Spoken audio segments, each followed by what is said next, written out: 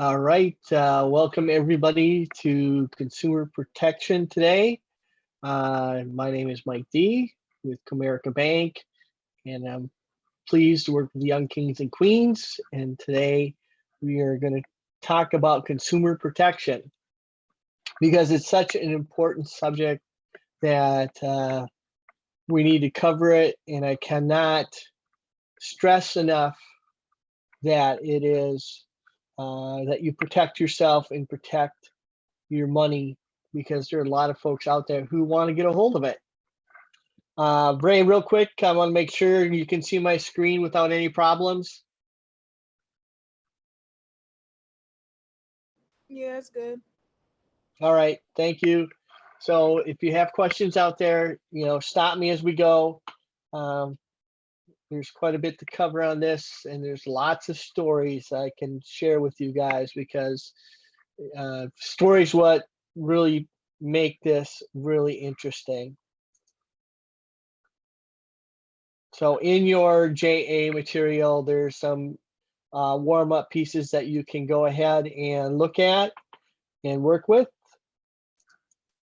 but I don't have access to them. So we have a facts or fiction section.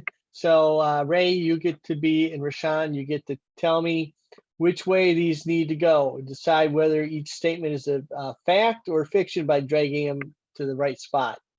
So who wants to tell me you can get hacked even if you're not using a browser? Fact. Fact or fiction? That's Fact? right. Yeah. Try it again. Nope, it doesn't want to take it. Let's try the other one. How about neither of the above? Really? Come on, guys. Do this one. No. There it goes. It wants a right click, not a left click, I guess. Your computer can have a virus and still seem to be working normally. Fact. I see a fact, thank you. You can only get hacked on a computer. Fiction. If you have a strong password, you are safe. Fiction. I mean, it helps, but like you can still. Right, you can still get hacked. A strong password is not a guarantee, especially if you have a strong password and you can't remember it and you stick it as a post-it note on your computer, right?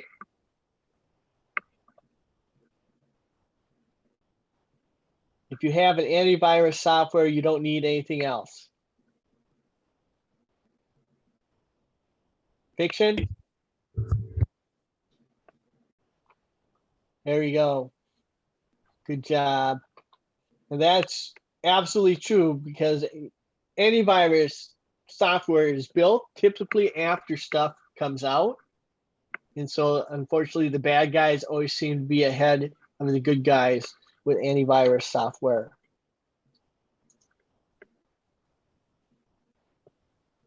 Of course, when we get done with the sessions, you'll be more informed on how to protect yourself. Understand a credit report and identify suspicious activity related to your finances. And recognize risks involved with sharing finances.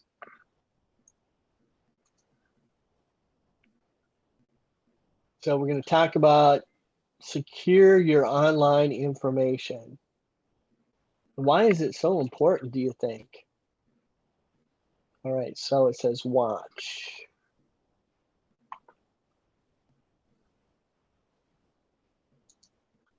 All right, I'm going to see if we can get.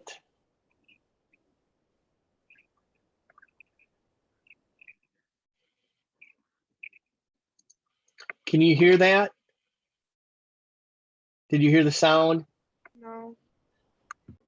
All right, I can hear the sound, of course. Let's see if I can.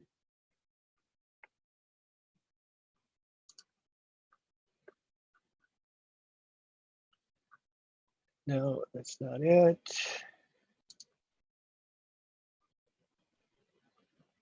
That's not it.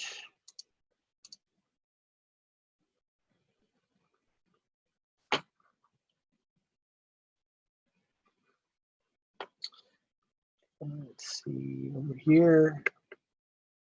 Nope, that's not it. Any idea, Rashawn, on how to get the sound to transfer from this to you guys? I don't have a solution, but I think when Joe was here last week, it worked. But I really don't know what he did though. I don't know. All right, let's see. But I think it only worked for one video because I'm pretty sure we skipped the other ones. All right, The I'm other looking one. at, of course, right? Nothing's ever perfect. All right, so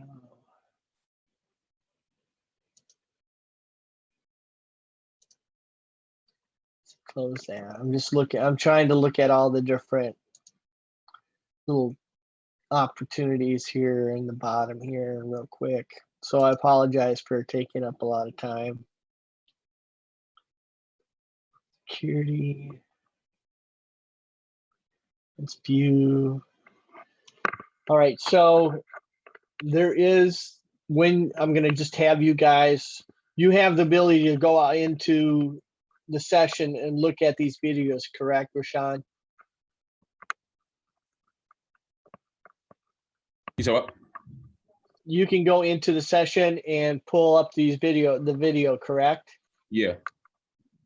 Okay, so, you I know, just wait, but we still don't have our the logins. you don't have logins yet? Mm-mm. No. All right. I'm taking a note down, so apologize to everybody who's gonna watch this video as I take a note.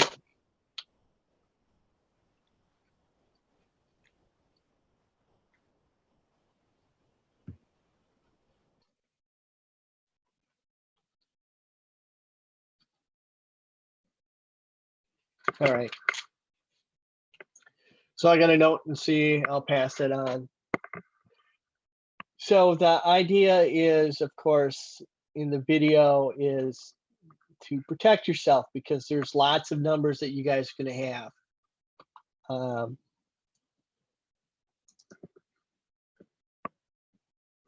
So I'm just going to see if I'm going to look at something. I'm going to try one other thing. That's not what I want.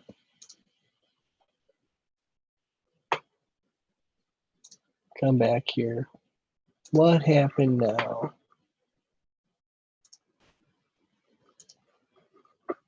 There we go. Will this happen?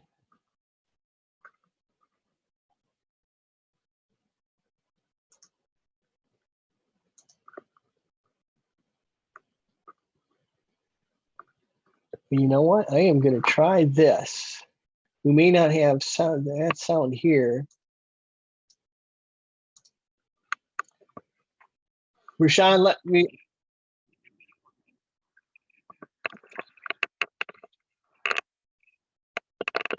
Do you see the caption?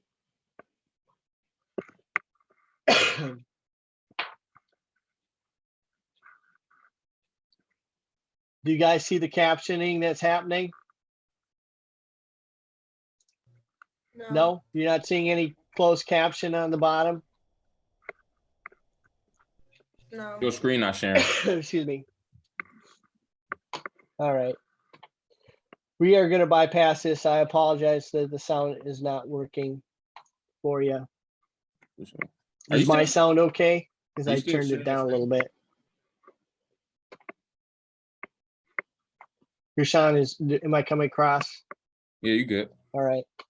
Are you still sharing your Perfect. screen? So I'm going to get some sign-ins, excuse me, for you guys so you're able to look at these videos. because the idea is to prevent identity theft. You know, they're going to talk about to you, but the idea is, you know, it's probably a lot of do's and don'ts that you already know. So let's talk about some do's. You know, keep private information like your phone number, address, and social security number off social media. Make sure you secure passwords using a mix of numbers, symbols, and capitals and lowercase. Mike, You know, for each. I don't think you're sharing your screen. Try to use something that you'll remember, but also don't use the same password across everything that you have, right? So if your favorite word is snowflower, don't put snowflower as your password on all your credit cards and all your financial documents, you know, your 401k, your checking accounts, all that. Don't use the same password, you know, use different styles of that password, but at least have different passwords for different segments. You should have something different for your checking. Excuse me. From your, say, a 401k, from your credit cards. You know, don't, you know, here's a big one. Don't use public Wi-Fi or public computer for posting any private information because it's just an open forum. Think before you share. Once you share something, it can't come back. It's kind of like one of those things, you know, you take a picture of something and you post it on one of your TikTok or whatever, and it goes out into the metaverse. You can't bring it back. It's gone forever. You can't scrub it away. It's out there forever. I'm very honestly am thankful I'm not in the generation that you guys are in, because if I had pictures of the stuff that I did when I was your age, I probably would be on Rikers Island or something, you know, because, you know, when you're young, you do crazy stuff. That's part of being young, and you learn and grow. So remember, don't post on stuff that you don't want to be seen by anybody else. Think before you share negative, inappropriate, or abusive posts. I always tell folks, if it's something really upsetting you, take 24 hours before you respond to anything. As much as you want to do it right now, take that 24 hours. That 24-hour period will still be impactful if you need to have your voice heard.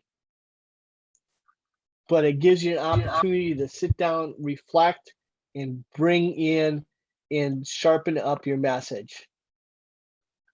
Of course, don't tell folks when you're going to go on a trip or you're going to be away from the house, because you're just advertising for all the bad folks. You know, you heard the story about in Florida where some folks said, hey, we're going on vacation, and the kids down there saw it in social media, and they went and had a huge party at that house and caused, you know, $30 or $50,000 damage in this house.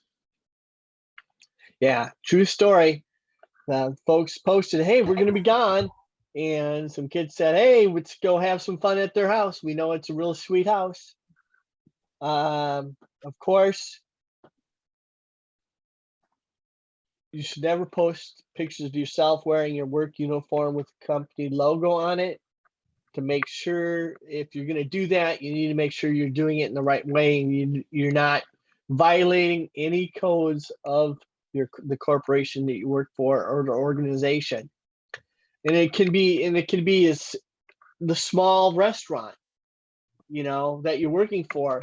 You just want to be aware that they are looking to protect their brand, and you should be you should be looking at also, because nowadays everybody talks about brand. You know, you brand yourself. You know, used to be when I was younger, it was we used to call, you know, your reputation preceded you. Well, now your brand precedes you. So you want to protect yourself and your brand and the brand you're working for. So identity theft. Of course, a crime that occurs when someone uses your name, social security number, a credit card number, or other personal information without your permission. Are you sharing your screen right now? And it can happen very easily. I went and I gave a credit card to somebody for a purchase. And by the time I got home, I had 10 Apple purchases on my credit card statement. I got a phone call from my credit card company said, "Hey, did you just buy 10 Apple Play?" I said, "What?" No. I said, "I didn't." So they had a fraud capacity to see something that wasn't normal. And I don't buy Apple. Not that Apple's good or bad. It's just I don't buy Apple Play.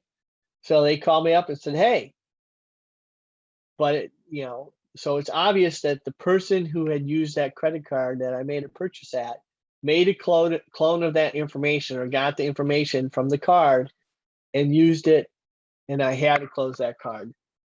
Excuse me. Can you hear me? So in the credit report, you should always go out there and look at your credit card report. Rashawn, how often should you check your credit card report every year? How often do you think? And wait, can you hear me? Can you hear me? You don't know? No, like can you I can't hear you. All right, one sec.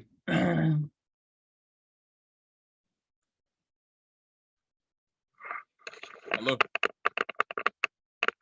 All right, try it again. Hello. Hello. Hello. Yeah, I can hear you. Okay, you can hear me now? Yep. Okay, first, are you sharing your screen right now? Yeah. It's not showing up? Yeah, it's not popping up. All right, we'll try this again. Something happened. Okay. Now we good. And then I think you're supposed to check it like once or twice. You should, right, at least minimum once a year. 2 is good. Once a quarter is even better. Well, a quarter, like that's 4, right? Right. You can do it twice for free. Mhm. Credit report, annualcreditreport.com. But you can, it's good to check it to keep track of what's happening on it, because that is who you are in today's environment.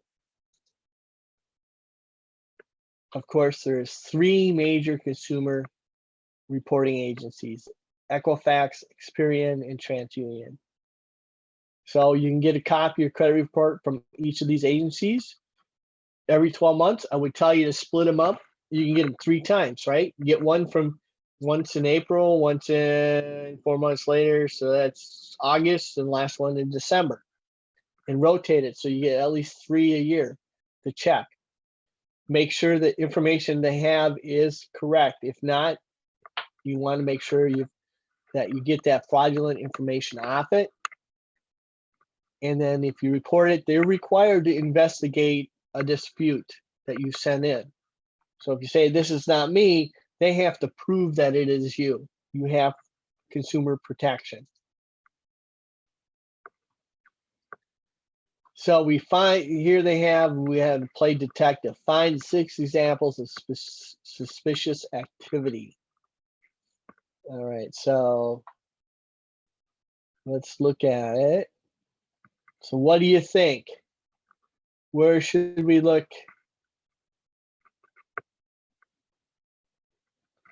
What do you think is suspicious? Looks like I can click on stuff. So tell me what to click on. Well, if they go to a university, why they got a senior citizens golf tourney entrance fee? I'm sorry, where On a credit are you card? talking about right here? Nah, on the student credit card or statement for March, they say like senior citizen. Well, that might be them though, but I don't know. I'm Bottom not seeing. Direct me. to the right. up a little bit, like 315. Senior citizens golf tourney. Ah, there you go. Yep. Yep. Doesn't make a lot of sense. Senior citizens. So there you are. That's a good one. There's one. We got a bunch to go.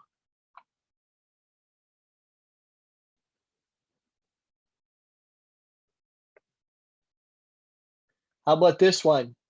They're asking you to send your social security number and account password.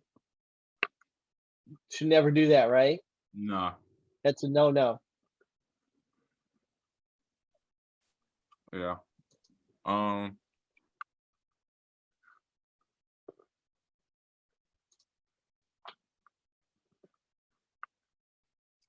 Suspicious activity. I don't know. Wait, what am I? I would go ahead. No, I don't know.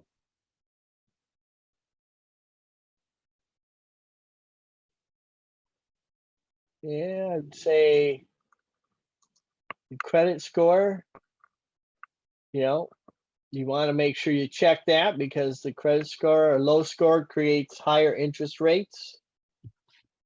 Of course, talking about your boss on Okay. social media. I had a staff member talk about me on social media, and it wasn't a positive comment. And so I just asked her why she didn't come to talk to me, and she had to put it on social media. She was kind of embarrassed. Mm. She kind of said, she asked me why I wasn't on social media. I said, I didn't see it. Somebody else told me about it. Mm. So people will pass the information. Like I said, you post something, the person you posting about is not going to see it, but Frank does. Frank knows Henry. Frank sends Henry the information. So Frank's going to go back to you and say, hey, why did you do that?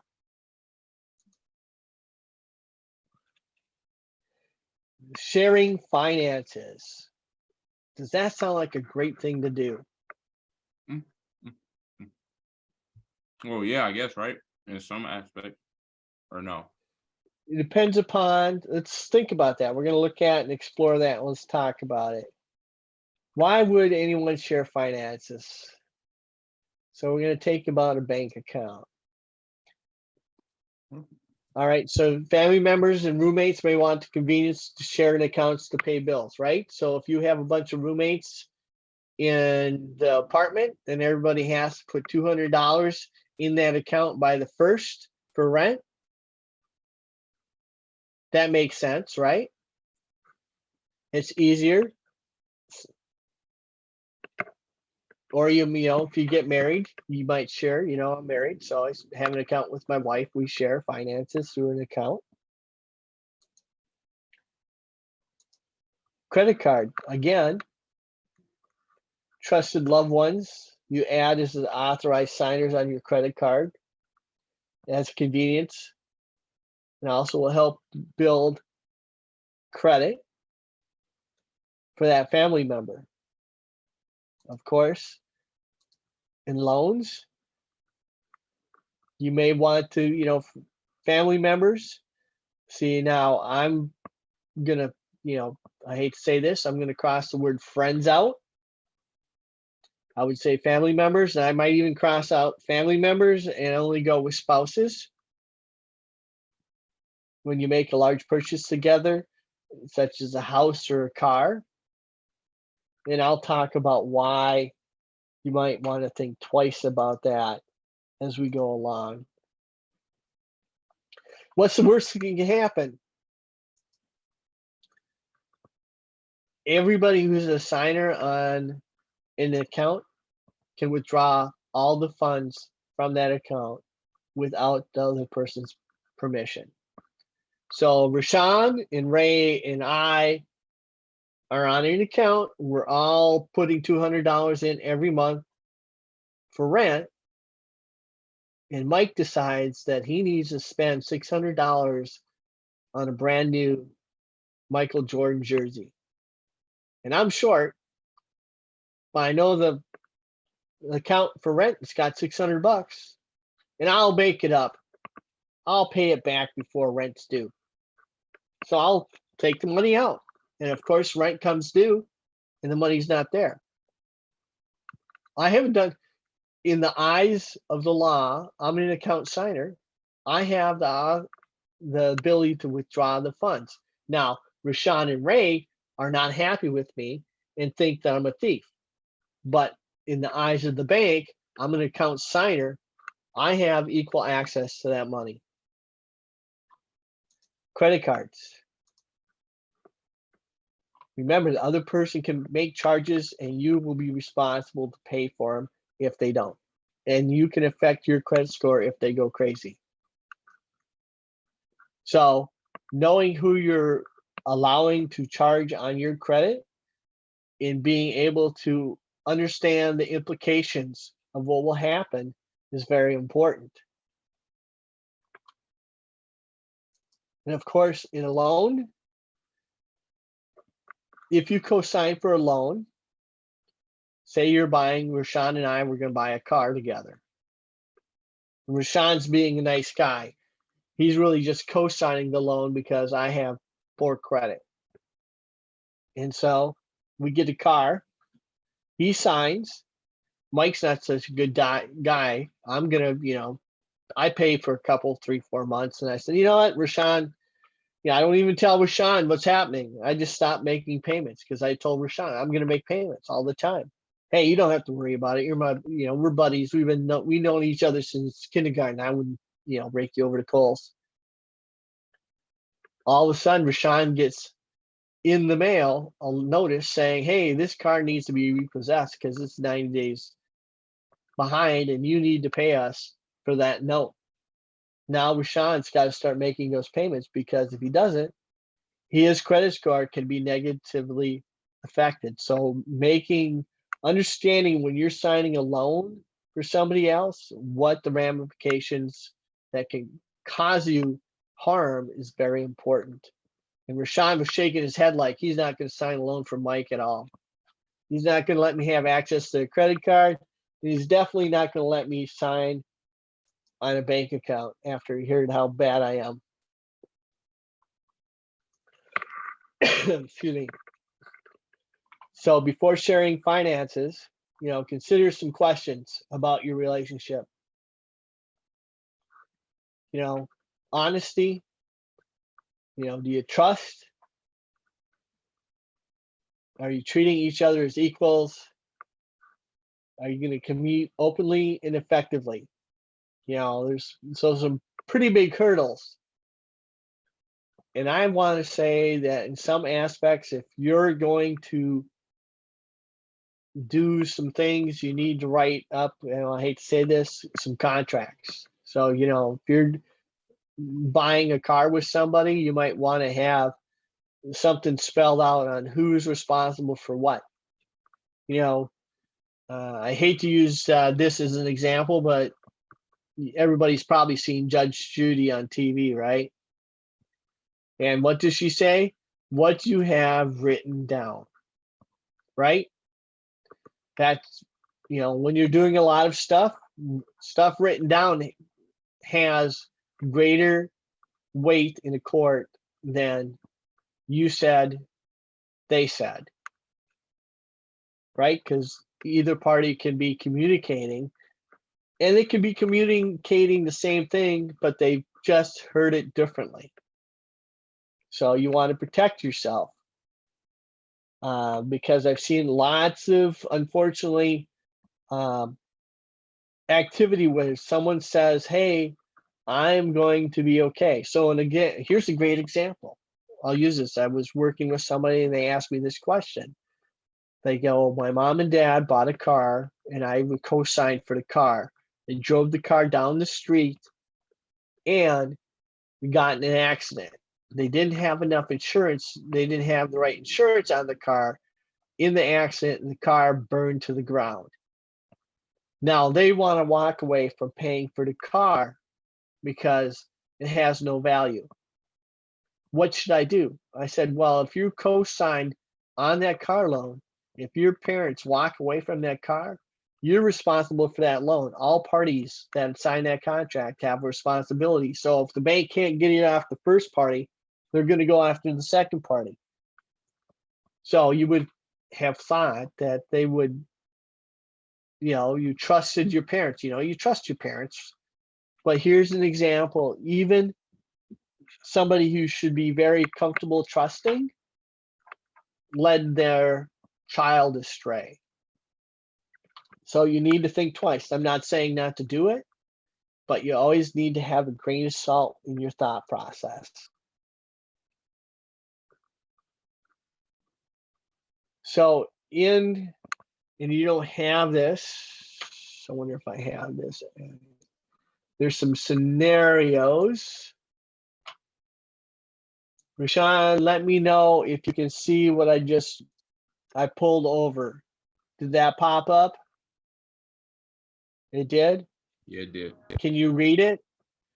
Can you read it at all? Or do I probably need to make it bigger. You need me So to read which part? All right, can you read what I just put up? I made it some bigger. So can you read scenario 1? Can you read that now? Yeah. 2 roommates have been sharing an apartment for 1 year. They have just renewed their lease and they are considering setting up a joint checking account to use for their shared expenses. So what kind of activities do you think would make you comfortable in setting up account with Mike, Rashawn? What things would I need to do to make you feel comfortable opening an account together?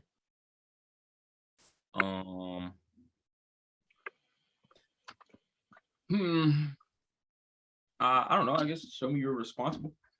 What was the question again? So Ray, if we were running an apartment together, what activities would make you feel comfortable in opening an account with Mike? What kind of activities? Same account with each other? Yes. So we both going to open an account because we signed up for the apartment for an additional year. Probably the bills that y'all might have to share, like the rent or All right. So yeah. So the bills that we've already been paying, so the cable, the internet, heat, water, light, rent. Okay. What kind of behaviors would be red flags? What would you stop yourself from wanting to share an account with Mike? They are not putting their part in, or taking money out of the account when not supposed to. Right. Yep. Red flag. If they're always saying, hey, give me an extra day, cover me for today, and I'll get it to you tomorrow. They get it to you tomorrow, but they don't have it on the day that it's been agreed to. To me, that's a red flag. That's exactly correct. How can both people ensure equal access to accounts and information?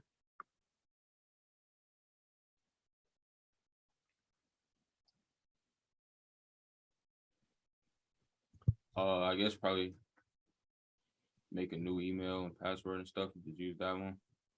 Have it easily accessible to both of us. Right? You make sure everybody's got their email addresses and has access to the information. Yeah. It says, how will both people communicate about using the money? I guess when I see that, I'm thinking about you would sit down together to create the budget. So when you know when things are due, you can make those payments. And what will you do if one person contributes more than the other?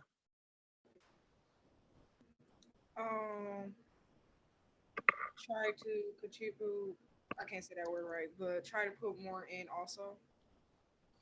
All right, so the person who's not contributing as much needs to step up their game. Or I'm thinking if I'm contributing more than the other person, that we're not going to have the account because you need to, hold your end of the bargain up.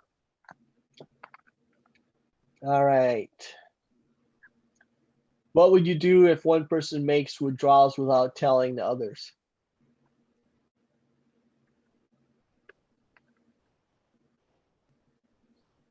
I'll probably take them out my bank because they're taking money when they're not supposed to. Right. Take them off the account. Yeah.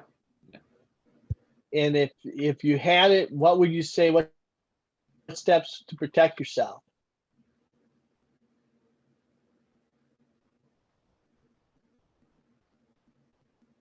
I would say don't put anything more in there than what's needed right before it's due. So if rent's due on the 30th, you put your portion in on the 28th, right?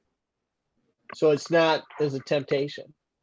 So on the second scenario, a mother's considering making her 16-year-old daughter an authorized user on her credit card so that her daughter can start building a credit history.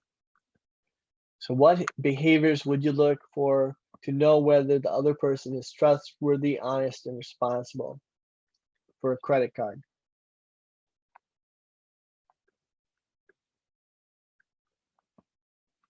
Any idea, guys? How is she handling, 16-year-old? So does she has she started working part-time? Would be one of those things. Is being responsible, because you need to have, if you're going to build credit, you have to have income to pay your credit back, right? It's not, so you have to have a job, how are they doing in school type thing. Behaviors that would be red flags, cutting classes, in that age group, having, poor grades maybe. So the question is, how will you handle the payments? Will the other person pay you back as soon as you get the bill? So that's a great question, because credit cards, as you know, you can make systematic payments over a period of time to pay back something you purchased. So if you make a purchase for $1,000, you can pay 10 payments of $100 plus extra for interest and try to pay it off in 12 months. So the idea is having open communication when you start talking about how you're going to pay stuff back and how much you're going to allow each person to use on spending it.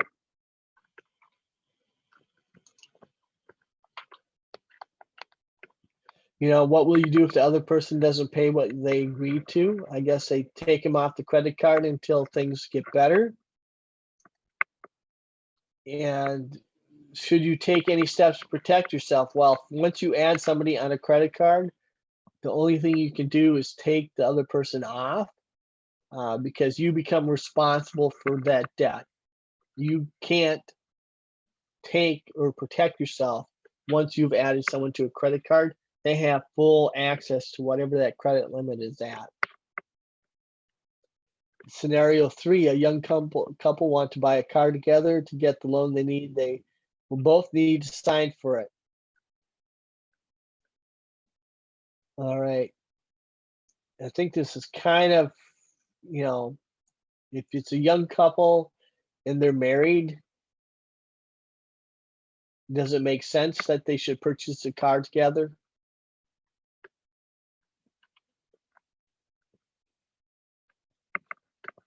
Minivan. It does. It makes sense. Before they make the car purchase, they should have sat down and looked at a budget and determined what their amount they can afford together in making that purchase. That communication of talking about finances. Now it's different if you're, boyfriend, girlfriend, Ray, if you were in a relationship and your boyfriend said, "Hey, I want to buy a car," what would you say?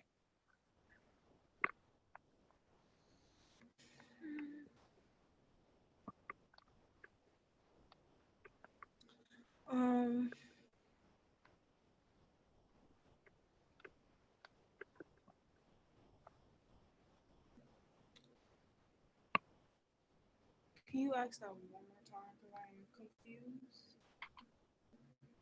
All right. So it's, think about this. If you're in a relationship Mm-hmm. and your partner says, "Hey, I need you to co-sign my, my loan," remember, you're in a relationship. That doesn't mean your relationship doesn't go on forever, right? Yeah. Marriage is different than if you're living together with another person and or your boyfriend, girlfriend. You're not living together. So the questions you need to ask is, why do you need me to sign? Are you buying something you can't afford? It should be a question about, why are you looking at something that doesn't fit within your budget, right? That you need somebody else to co-sign. So they're looking for other assets, other ability to pay. So you need to ask yourself those questions of, if that person stops paying, can you afford to pay in their place? And remember, because your name is on the note doesn't mean your name's on the title.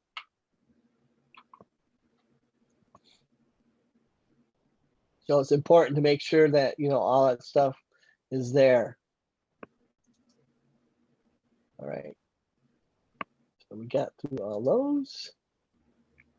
Oh, look at that. We're in the wrap up already. Wow. So, we've talked about budgeting, I think, already.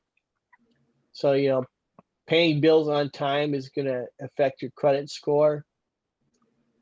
Helps you have the ability to look at what's happening. Everybody tries to pay off debts as soon as possible. Sometimes you have to make plans to pay off over a period of time. Apply for a loan. Select all the correct answers. Oh. Make a plan. How can a credit score be improved? Oh, I'm sorry. I guess there we go.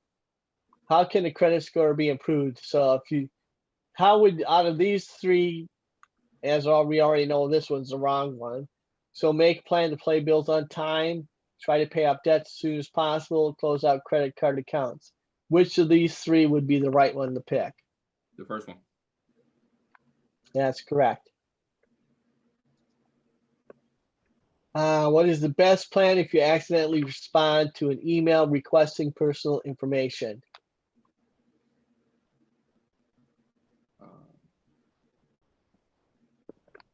The top one. Good job. What is the best way to protect your digital tattoo? Your online reputation, which is extremely difficult to change or remove. The second one. There you go. Yep. How should suspicious charges on a credit card be handled?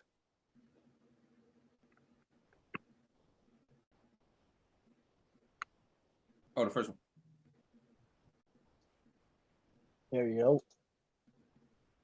You add your sister as a user to your credit card to help her build credit history. She is supposed to make the payments every month. What will happen if your sister stops making the payments?